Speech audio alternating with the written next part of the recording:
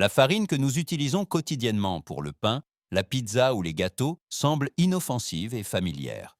Cependant, de récents tests indépendants brossent un tableau bien différent. Les résidus de pesticides, l'origine incertaine et la transformation industrielle sont depuis longtemps devenus monnaie courante pour de nombreux produits. Aujourd'hui, nous allons y regarder de plus près en commençant par le premier exemple, qui représente un problème plus vaste. Top 1. Un exemple typique de farine blanche, Carrefour, Manitoba. Cette farine est présentée comme particulièrement forte, performante et professionnelle. Nombreux sont ceux qui l'achètent dans l'espoir d'obtenir de meilleurs résultats de cuisson.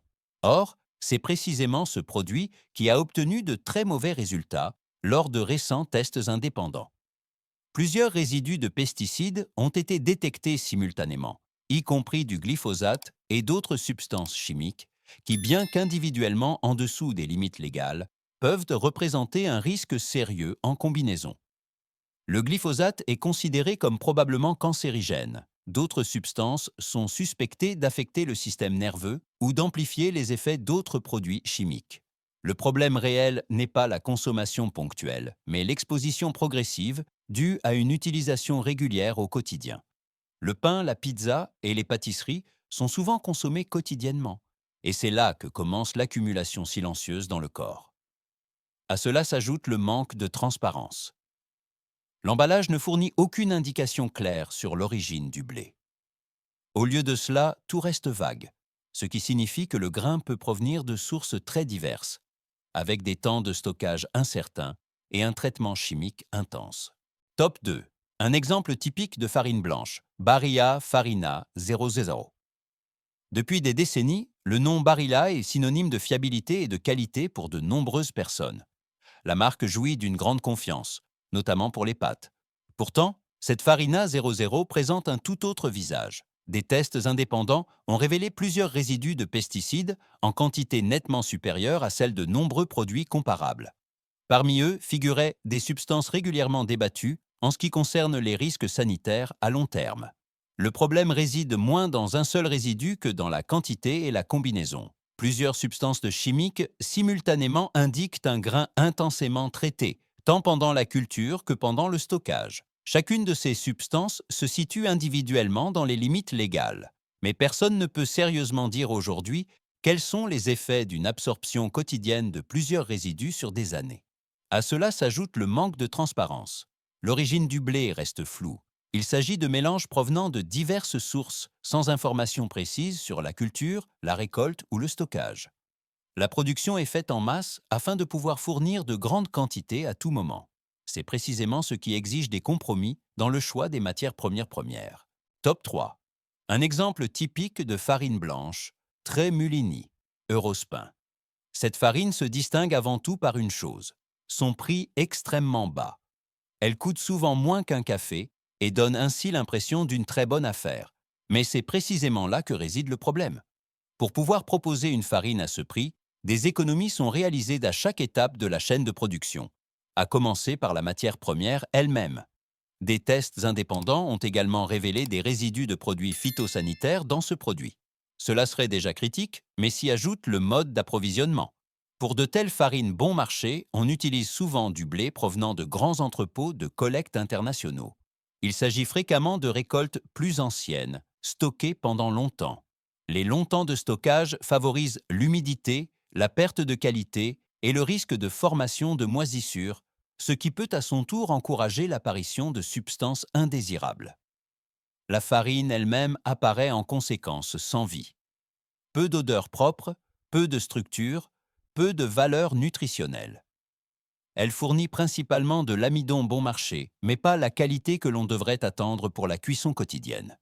Une telle exposition constante peut être problématique, surtout pour les enfants et les personnes âgées. Top 4. Un exemple typique de farine blanche, Divella Farina per Pan. Divella est souvent associé à la tradition, à l'artisanat et à une longue histoire. C'est précisément pourquoi les résultats des tests indépendants sont si décevants. Dans cette variante de farine à pain, des résidus de glyphosate et d'autres substances chimiques ont été détectés, ce que l'on s'attendrait à trouver à peine dans un produit ayant cette image. Le problème central réside dans les céréales utilisées. Les analyses indiquent que le blé ne provient pas d'une source clairement définie, mais de mélanges d'origines différentes. Cette pratique rend difficile tout véritable contrôle qualité et conduit à des résultats fluctuants. La présence de glyphosate est particulièrement frappante, une substance qui n'est pas utilisée partout sous la même forme. L'origine des céréales reste imprécise sur l'emballage. Aucune information n'est donnée sur la période de récolte, les conditions de stockage ou le moulin qui a traité la farine. Ce manque de transparence n'est pas un hasard, mais fait partie d'un système qui privilégie la réduction des coûts plutôt qu'une origine claire. Top 5. Un exemple typique de farine blanche, Lidl Bellbach. Ces dernières années, Lidl s'est forgé une image censée associer prix abordable et qualité acceptable. Cependant, avec cette farine, il apparaît clairement que l'accent est mis sur l'optimisation des coûts. Des études indépendantes ont également révélé des résidus de glyphosate, ce qui met négativement en évidence ce produit par rapport à d'autres marques. Le modèle commercial est simple, grande quantité, prix bas et rotation rapide. Pour ce faire, le blé est acheté auprès de sources internationales, souvent via des chaînes d'approvisionnement changeantes. La qualité de ces matières premières n'est pas constante et dépend fortement du fournisseur qui propose le prix le plus avantageux. Un autre problème est le manque de traçabilité. Ni l'origine exacte des céréales, ni le moulin producteur ne sont indiqués. Ainsi, le consommateur ignore ce qu'il achète réellement. De plus, cette farine perd relativement vite sa fraîcheur. L'arôme et la structure se dégradent déjà après une courte période de stockage, souvent bien avant même que l'emballage ne soit ouvert. Top 6. Un exemple typique de farine blanche. Esselunga. Farina 00. Esselunga jouit auprès de nombreux consommateurs d'une réputation de fournisseur particulièrement attentif et de haute qualité. C'est précisément pourquoi les résultats des tests indépendants pour cette Farina 00 sont si décevants. Là aussi, des résidus de glyphosate ont été détectés, et l'évaluation globale était nettement inférieure à ce que l'on attendrait d'une marque avec cette image. Le véritable problème n'est pas un manque de contrôle, mais une décision stratégique consciente. Pour rester compétitif sur le plan des prix, Esselunga a recours à des chaînes d'approvisionnement industrielles qui ne satisfont qu'aux exigences légales minimales. Le blé utilisé provient de sources mélangées, sans indication claire sur l'origine ou sur un contrôle précis le long de la chaîne d'approvisionnement. Cela crée une impression trompeuse pour le consommateur. Beaucoup sont prêts à payer un peu plus parce qu'ils s'attendent à un niveau de qualité supérieur. En réalité, cette farine ne diffère cependant guère des produits du secteur du discount. La différence réside principalement dans l'image de marque, pas dans le contenu de l'emballage. Top 7. Un exemple typique de farine blanche. Pam Farina. Typo 0. À première vue, cette farine semble être un choix solide dans le segment de prix moyen. Cependant, des tests indépendants brossent un tableau nettement plus décevant. Des résidus de glyphosate ont été détectés dans la Farina Typo 0. Et l'évaluation globale était encore une fois à un niveau bas. Ce produit fait donc partie des moins performants de sa catégorie. Le problème est particulièrement que cette farine n'offre aucun des avantages que l'on attendrait d'une variante Typo 0. En principe, elle devrait représenter un bon compromis entre raffinage et teneur en nutriments, plus de structure, un peu plus de fibres, de meilleures propriétés de cuisson. En pratique, cependant, peu de cela est apparent. Les teneurs en protéines sont à peine suffisantes, la transformation est fortement industrialisée, et les résidus chimiques témoignent d'un grain intensément traité.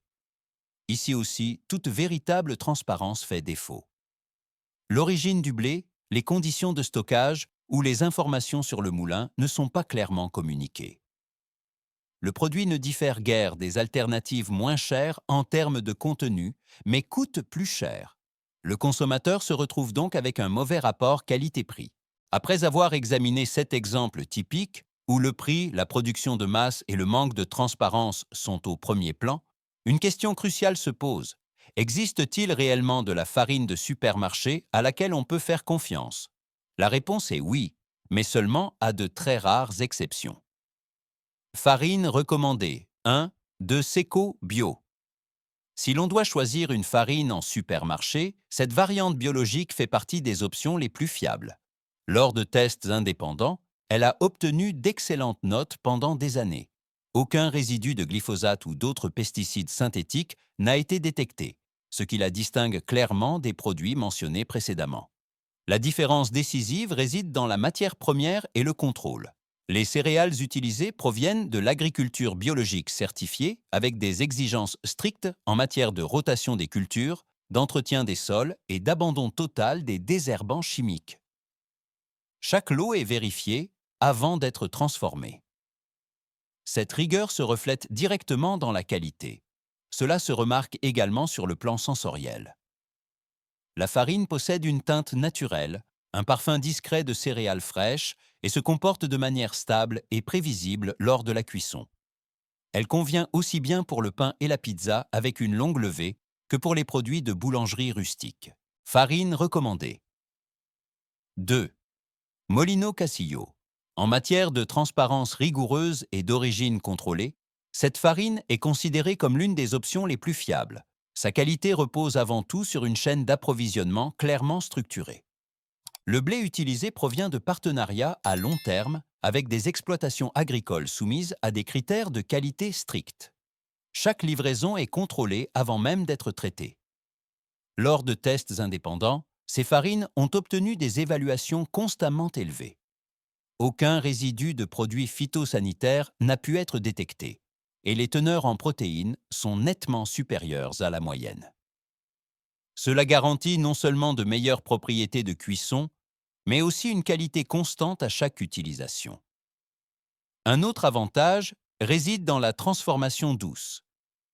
Grâce aux méthodes de mouture modernes, les composants précieux du grain sont mieux préservés. La farine semble vivante, possède une structure et fait preuve d'une stabilité lors de la cuisson, particulièrement appréciée pour le pain et la pizza avec des temps de levée plus longs. 7 exemples ont montré à quel point le prix et la commodité sont souvent préférés à la qualité. 2 exceptions prouvent qu'il est possible de faire autrement. Lors de votre prochain achat, il vaut la peine de prendre un instant, de lire l'emballage et de choisir de manière plus consciente. Quelle farine utilisez-vous au quotidien? Écrivez-le dans les commentaires.